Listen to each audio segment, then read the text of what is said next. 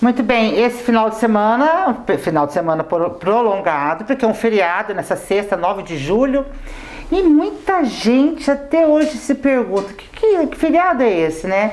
Então, convidei para vir até o estúdio da TV Direto o professor Didô, que ninguém melhor do que ele, porque é professor de história, é político, está sempre estudando e lendo. Eu falei, não, ele vai esclarecer para a gente. Obrigado por me atender, viu, professor? É um prazer, Cida. Sempre que você precisar, estamos às ordens. Ah, vou convidar sempre.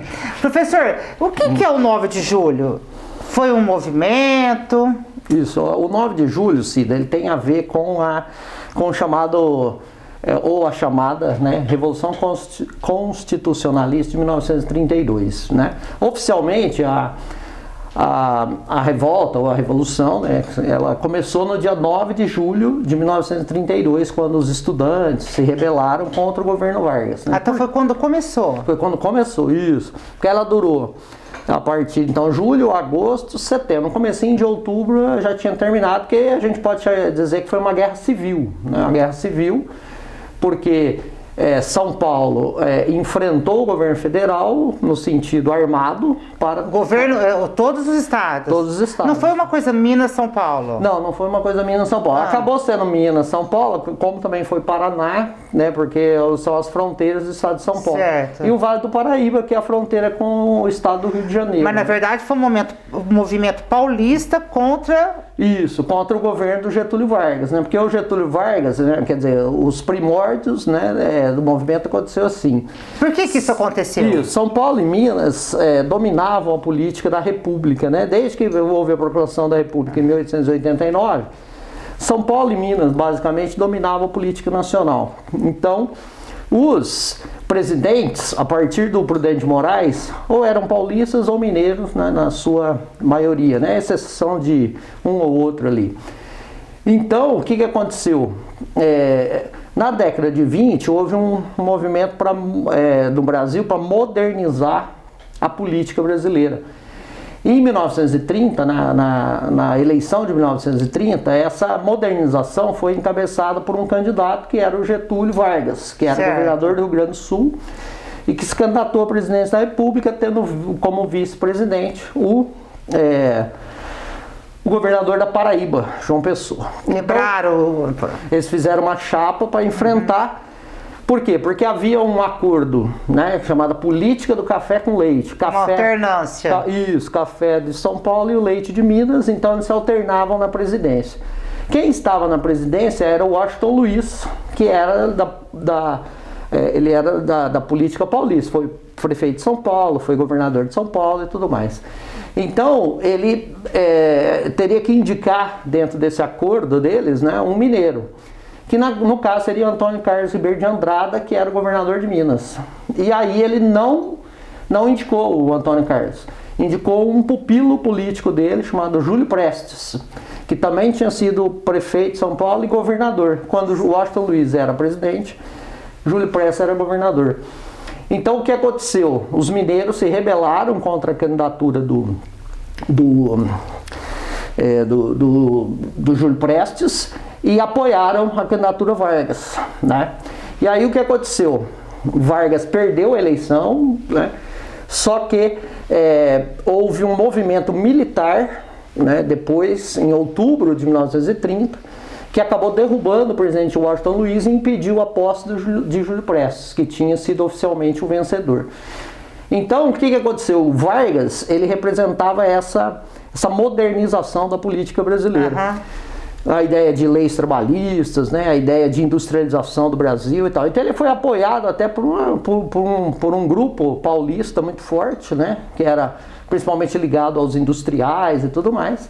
Só que ele perdeu a eleição. Mas devido a esse movimento que havia na sociedade, acabou havendo um movimento militar que derrubou o Washington Luiz e colocou o Vargas na presidência.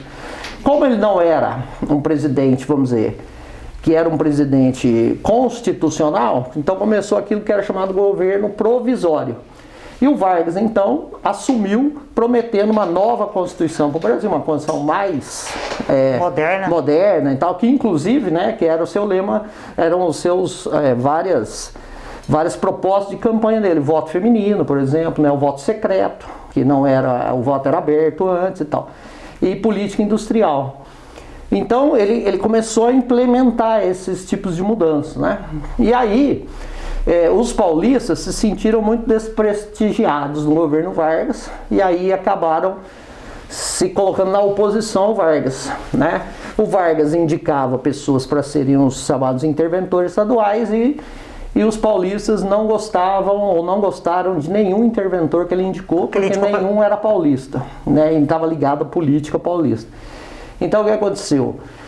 Os paulistas, junto com outros, né, mesmo o Antônio Carlos, né, Ribeiro de Andrade, que tinha apoiado, mesmo alguns políticos do Rio Grande do Sul, que era de origem do Vargas, acabou se colocando contra o Vargas, né, durante o governo dele. Aí o que aconteceu? Esse pessoal começou a fazer um movimento, vamos derrubar o Vargas, né, vamos derrubar o Vargas. Então é por isso que São Paulo acabou ficando sozinho. Por quê? Porque havia um acordo com Minas, havia acordo com certos políticos do Rio de Janeiro e do Rio Grande do Sul para fazer um movimento militar contra o Getúlio, porque eles acusavam o Getúlio de ser um ditador, né? Então o que aconteceu? Em São Paulo começaram vários protestos contra o Getúlio e contra os interventores que estavam aqui em São Paulo. Tanto é que, falando em data, né, 23 de maio, que é uma avenida importante de São Paulo, por quê? Porque houve uma manifestação contra o Getúlio e 4 estudantes morreram, né? No dia 23 de maio. O movimento estudantil estava a favor. O movimento estudantil, principalmente os estudantes da Faculdade de Direito Largo São Francisco, os estudantes da Politécnica, né, tal, estavam favoráveis. Então esses 4 estudantes morreram, né, na repressão do governo federal a uma revolta para constitucionalizar o país. Na realidade, né, isso é muito mais um movimento da elite paulista do que propriamente um movimento contra, né, a ditadura Vargas, né, porque na realidade a ditadura mesmo viria só em 37, né, nós estamos em 32. E o Vargas, né, essas manifestações começaram em abril, maio, e em fevereiro o Vargas já tinha aprovado um código eleitoral, inclusive criando a justiça eleitoral, criando o voto feminino, criando também o voto secreto, né, que é para evitar fraudes, né? Então o que aconteceu? A elite paulista, ela se rebelou, tomou o nome constitucionalista, mas na realidade as eleições estavam para ser marcadas. Para ser marcadas. Eles não queriam perder o poder, né? Eles não queriam perder o poder. Isso aí, quando chegou 9 de julho, eles começaram.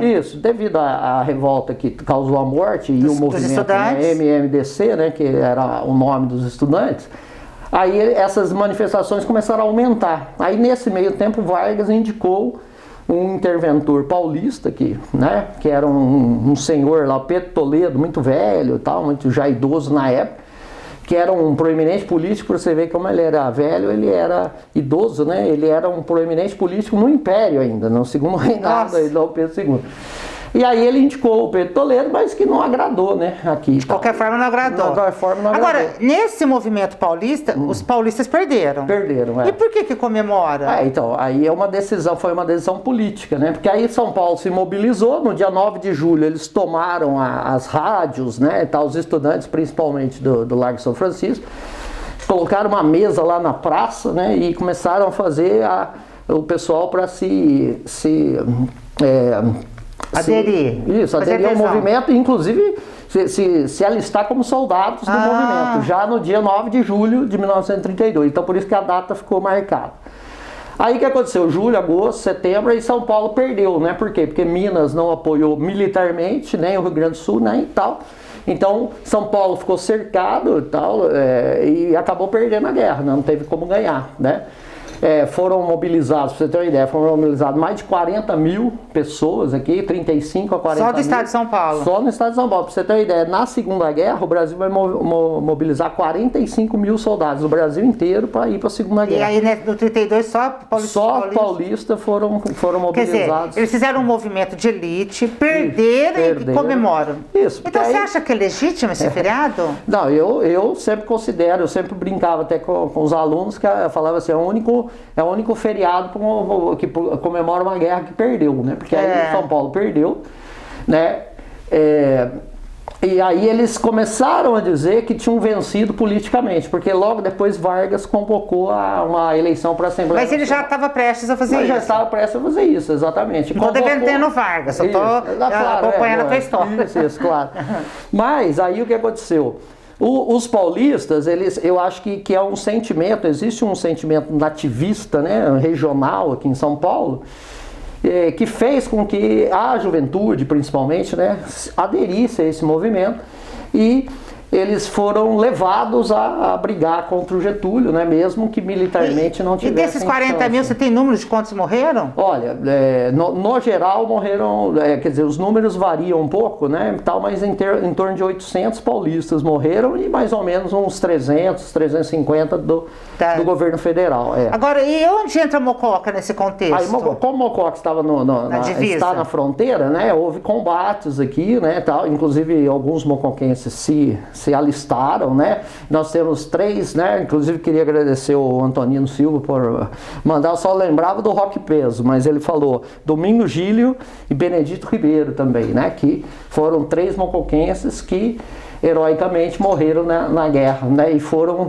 enterrados aqui em Mococa e depois homenageados naquele obelisco ali que tem na praça. Aquele obelisco, o que você acha? A Praça do Triângulo. Então, é uma coisa, porque São Paulo, independente de ter feriado ou não, toda cidade que você vai de São Paulo tem uma rua 9 de julho, uma avenida 9 de julho, tem um obelisco, né? Você vai em Ribeirão Preto, por exemplo, na frente do Teatro Pedro II, você tem um... Você sabe quem fez esse obelisco em Mococa? O obelisco ele foi inaugurado em 1957, exatamente porque para marcar os 25 anos do movimento. Ah, né? Tá. E aí ali nele foram colocados os nomes dos 3 mocoquenses que morreram, né? E depois, também pela informação do Antonino, que eu agradeço, esses 3, os restos mortais dos 3 mocoquenses mortos foram pro obelisco lá do Ibirapuera. Que bacana, né? Assim, saber isso, eu não sabia, realmente. Dúvida, muito legal. E então São Paulo tem esse sentimento, inclusive a própria bandeira de São Paulo, ela traz, né, uma ideia, porque essa bandeira, na realidade, ela foi criada para ser a bandeira da República do Brasil. A bandeira atual, não? A bandeira atual de certo. São Paulo, isso. A bandeira atual de São Paulo, Ela foi criada por um filólogo chamado Júlio Ribeiro para ser a bandeira em 1888, antes da proclamação. Quando proclamasse, mas ela acabou sendo adotada pelo Estado de São Paulo, depois do fim da ditadura Vargas, né, que aí São Paulo adotou oficialmente essa bandeira atual das 13 listras, né, que teoricamente é o dia e a noite dos bandeirantes aí pela entrada no país, né, o sangue dos bandeirantes. As 4 estrelas seriam seria o Cruzeiro do Sul e o mapa do Brasil, né? Então a ideia, né? Alguns falam 13 listras porque São Paulo seria o 13º apóstolo de Jesus, né? Então aí eles teriam 13, né, pretas e brancas, né? E é isso, então acho que São Paulo não deveria comemorar, né? Por quê? Porque eu acho que, primeiro, foi um movimento de elite, né? Onde os jovens, como esses 3 mocoquenses que foram impelidos a participar, foram heróicos, né?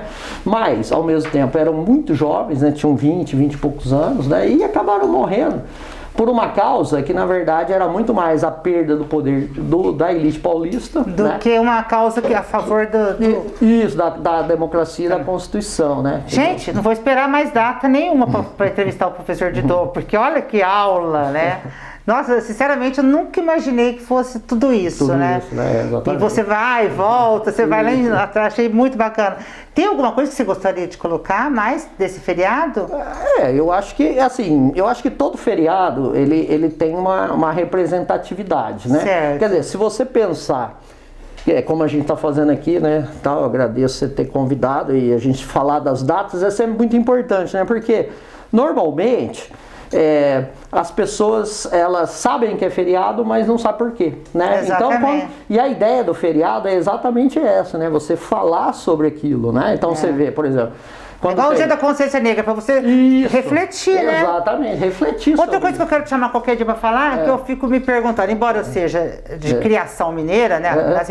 Mas você vê, o Dia do Descobrimento do Brasil e o Dia da Inconfidência, né? que são um dia após o outro, Isso. comemora uma, não comemora, Comemora outra. dá uma conversa boa É uma essa. conversa boa, sem dúvida, é legal. Muito Tá interessante. bom. Então as datas são sempre importantes para a gente refletir. Claro. Né? Então, por exemplo, se tem um feriado estadual, 9 de julho, se a gente refletir sobre ele, né? Se a gente ler sobre isso, aprender, aí é uma boa, né? Passando isso para a atualidade, né? Teria algum parâmetro, alguma coisa que a gente poderia aprender para a atualidade? Para a atualidade, eu acho que... É pensar melhor nos movimentos que a gente se envolve, né? Exatamente, isso.